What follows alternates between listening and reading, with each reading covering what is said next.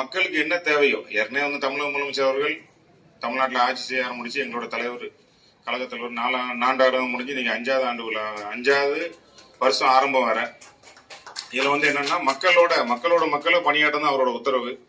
அதுபடி பல்வேறு திட்டங்கள் மக்களுக்கு என்னென்ன வேணுமோ நேரடியாக செஞ்சு கொண்டு வந்துட்டு இருக்கோம். எந்த ஒரு குறையும் இல்லை.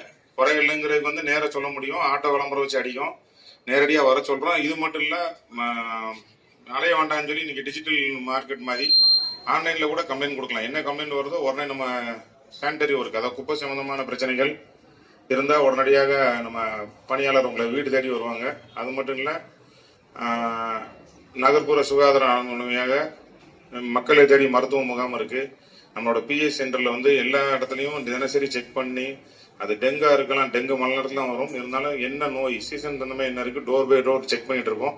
இப்படி மாநகர மக்களுக்கு அரசாங்கத்தால் வழங்கப்படக்கூடிய அனைத்து அடிப்படை தேவைகளும் கிடைத்து கொண்டிருக்கிறது. அது மட்டும் இல்ல, இப்போ இன்று உங்களுக்கு நல்லாவே தெரியும், நல்ல சிறப்பாக போயிட்டு வந்தோம்னா குறை சொல்றதுக்கு ஒன்றும் இல்லை. அது எதிர்கட்சியா இருக்கட்டும், மாண்ட கட்சியா இருக்கட்டும், எல்லா கட்சியும் ஒன்றும் இல்லை. தவறான கருத்துக்கள், நான் ஏற்கனவே சொன்ன மாதிரி சமூக வலைதளத்துல ஒரு தவறான கருத்துக்கள் சொல்லுவாங்க. அதுக்கெல்லாம் முதலமைச்சர் சொன்ன மாதிரியே தான் நானும் கருத்து சொல்றேன். அவர்கள் சொன்ன மாதிரி ஊக்கம் வந்து நீங்க கொடுக்க பொதுமக்கள் இருக்கும், பத்திரிகையாளர் ஊக்கம் கொடுக்க இன்னும் 100 மடங்கு தான் வேலை செய்யும். அந்த செலவுக்கு அஞ்ச மாட்டோம்.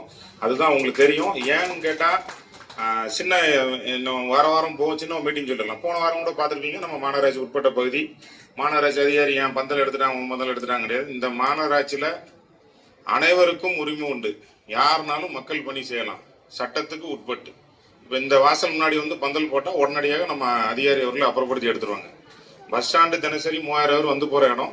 ஏற்கனவே வந்து எந்தெந்த கட்சி உண்டோ ஆணையாளர் துணையாளர் அந்த பேருக்கு வந்து அனுமதி வரும். அனுமதி வர்றது கொடுப்போம். யாருனாலும் மக்கள் பணி பண்ணலாம்.